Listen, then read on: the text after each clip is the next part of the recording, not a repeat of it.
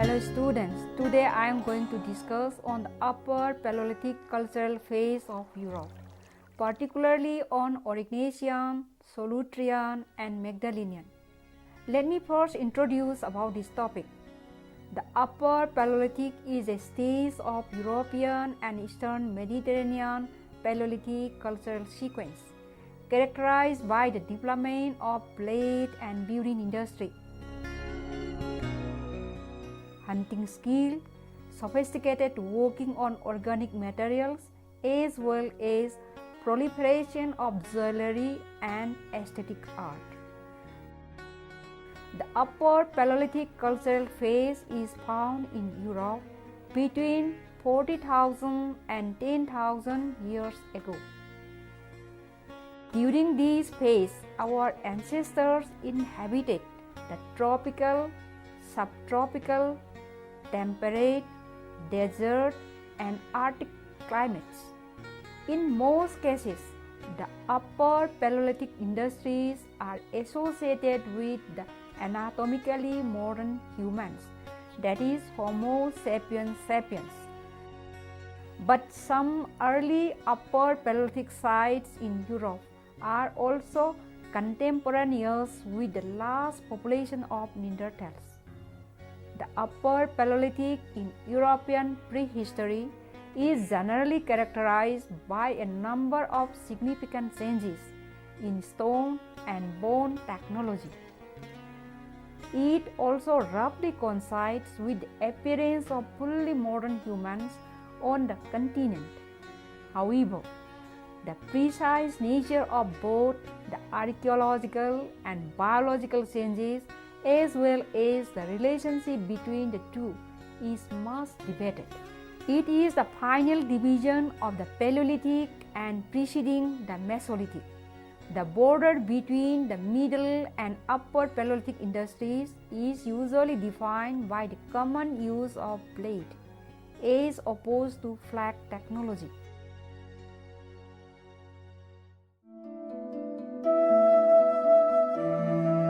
Now let us discuss on the material culture during the upper Paleolithic period in Europe. Upper Paleolithic stone industries are often characterized by the blade technologies. The varieties of tools made from blade are end scrapers, beauty, and back knives. Some upper Paleolithic technologies emphasize bifacial points, for example, Solutrean points, in which small flags are detached by directed pressure rather than by percussion. Some raw materials appear to have been heat treated to make them easier to work. Bone, antler, and ivory were utilized to make a wide range of artifacts, such as points, needles, spear throwers, baton de commandments, and harpoons. Hook spear throwers are essentially the mechanical devices to increase the velocity and distance of a projectile. These developments represent a significantly advanced hunting technology. Towards the end of this cultural phase, microlithic points appeared, which suggests the development of bow and arrow technology. One of the most distinctive characteristics of the upper Paleolithic is the proliferation of symbolic expression in art and personal adornment. This is evident from the naturalistic representation of animals and humans in painting, sculpture, and in more abstract geometric designs.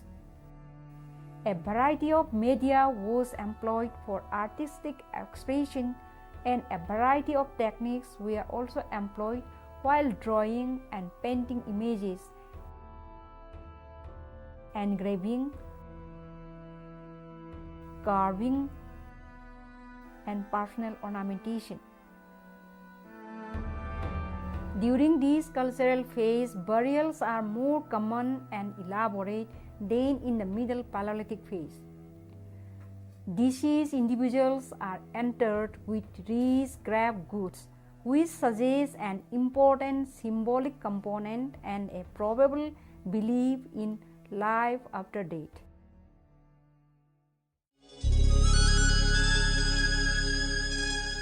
Now let's come to the division of the Upper Paleolithic period in Europe. Based on the earliest explorations of sites of this phase in southwestern France, the Upper Paleolithic is divided into 4 divisions, namely the Aurignacian, Perigordian or Gravettian, Solutrean and Magdalenian traditions. These divisions were first made by E. Lartet and I. Sistik in 1875 on the basis of paleontological materials. Later, it was developed by G. D. Mortillet based on the tool typology rather than stratigraphy. He initially described the Aurignacian, incorporating the Perigordian as an industry, but he dropped this idea in 1881. He placed the Solutrean between the Magdalenian and the Aurignacian and Magdalenian. Here we shall discuss 3 important traditions, namely Aurignacian, Solutrean and Magdalenian.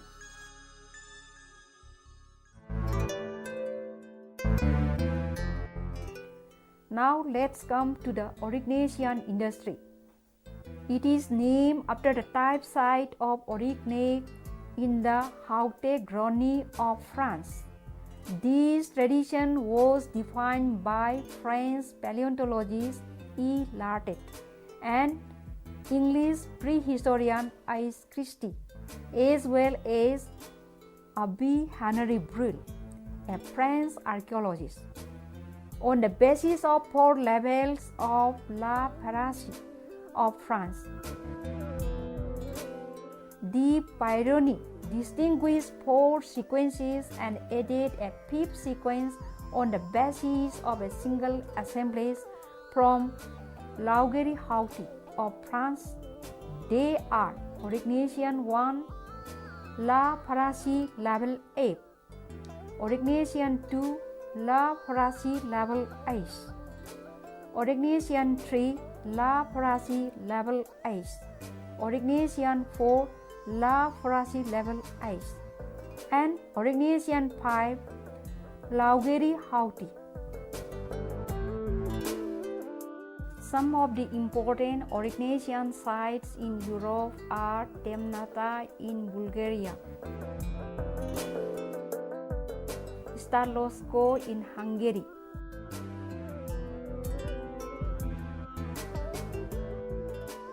El Castillo and Albreda in northern Spain, Aubry-Pataut in France, Vogelhart and Geisenkolsterlee in southern Germany. The Aurignacian can be defined as an early Upper Paleolithic industry dated to around 38,000 to 28,000 before Christ, represented by a full-fledged technology and a wide range of lithic tools. This tradition is also characterized by a rich bone industry, which were possibly produced solely by Homo sapiens sapiens. In France and Spain, the Aurignacian is strongly associated with the early stages of cave art. In the early stages of the Aurignacian, blades are often large and irregular and bear heavy, invasive marginal ridges on both sides. Bladelets with semi-abrupt inverse over ridges on one or both edges are associated with certain Aurignacian tradition. The tools include hand scraper, burins, clarinet scrapers,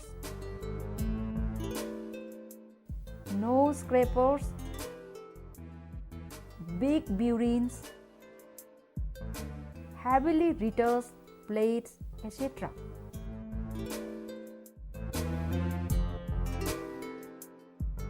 The next point is Solutrean industry. The Solutrean is an upper Paleolithic tool tradition of about 21,000 to 16,000 BC, characterized by leaf-shaped or polyed points made by using pressure retouch or delicate percussion retouch. The Solutrean points are among the finest examples of upper Paleolithic industry. This tradition is named after the type site of La Solute. The earliest Solutrean is concentrated in southwest France, whereas the later Solutrean appear throughout much of Western Europe. The open-air archaeological site of Solute in the Ardac region of eastern France was chosen in 1869 as a type site of the Solutrean industry. Antler hubs or slips present in some sites suggest improvements in hunting technology. The earliest Solutrean industries in Spain are characterized by bifacially worked leaf-shaped points. The final stages exhibit laurel leaf and willow leaf points, bifacial bow and tang arrowheads, back platelets, and burins are also more common during the final Solutrean of Spain than southwestern France. The density of sites, the elaborate painting, engraving, and the ceremonial nature of the largest and thinnest stone points may reflect social intensification due either to crowding or to more scheduling of resource use within defined territories. The faunal remains include reindeer, ibex, horse, red deer, and mollusks.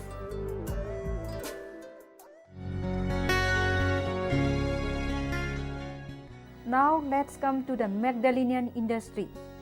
The Magdalenian is named after the type site of La Magdalene, a rock shelter in France.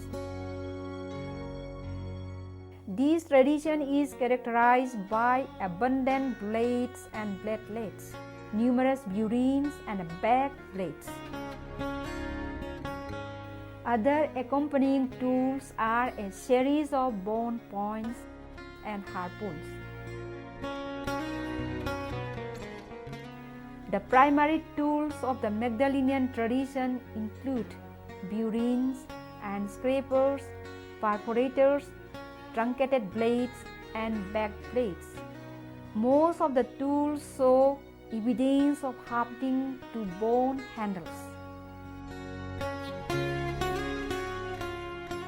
Economic activities remain much as the same as they were during the Solutrean. Reindeer continued as the major fray, but horse increased in frequency. Small animals, fish, and birds played a small role in the subsistence during the earlier and later Magdalenian traditions. During the earlier Magdalenian, small back platelets became common and may indicate the development of bow and arrow technology. Some important Magdalenian sites are located in Switzerland, France, Spain, Belgium, and Germany. Magdalenian industries with highly developed bone and antler technology were widespread between around 17 and 12,000 years ago. Most of the painted caves in France and Cantabrian Spain are associated with the tradition and probably reflect large-scale regional interaction among bands of hunters. Majority of the known portable art objects from Western Europe has been found in Magdalenian sites. Ornaments were manufactured in profusion. Utilitarian tools were decorated with great care, and special art objects were created in abundance. Among the decorated tools are spear throwers, intricately carved with three-dimensional figures of animals, bone spatulas with carved designs, and sandstone lamps with engraved geometric decoration on their handles. Other objects include elaborately curved perforated antler, batons, incised antler rods, sculptures, and figurines of ivory, clay, bones, and stones.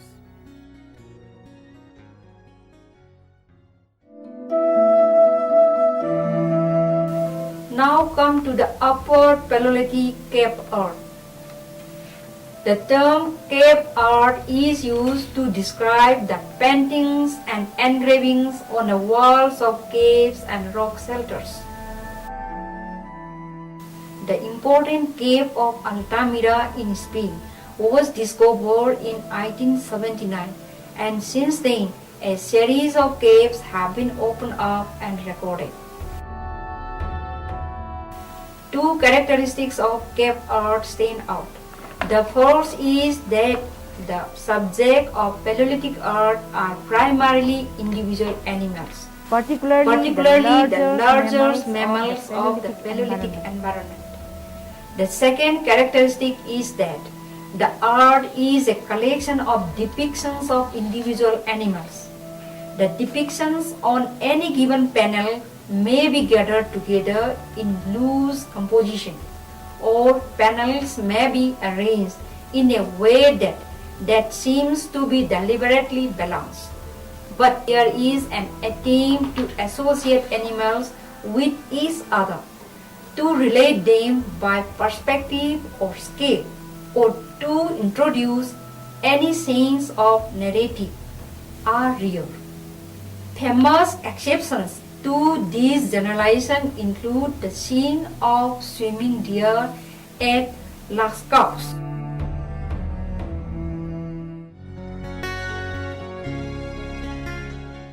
Dear students, now let me come to its concluding remarks.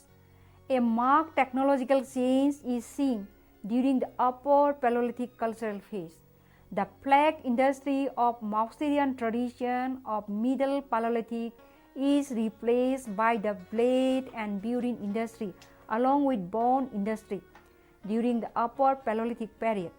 Thus, Upper Paleolithic man introduces another raw material, that is organic material, in addition to lithics, that is inorganic materials. The Upper Paleolithic has been classified into many sequences and subsequences. Here our main concern is on the Aurignacian, Solutrean and Magdalenian tradition only. With the introduction of new technology, Upper Paleolithic people manufactured varieties of tools and weapons. With the invention of needle with eye, they have learned the idea of stitching, and people were good artists. The engraved, carved, painted, and decorated on the movable objects and immovable objects, including tools, weapons, and caves and rock shelters. Thank you all for patient hearing.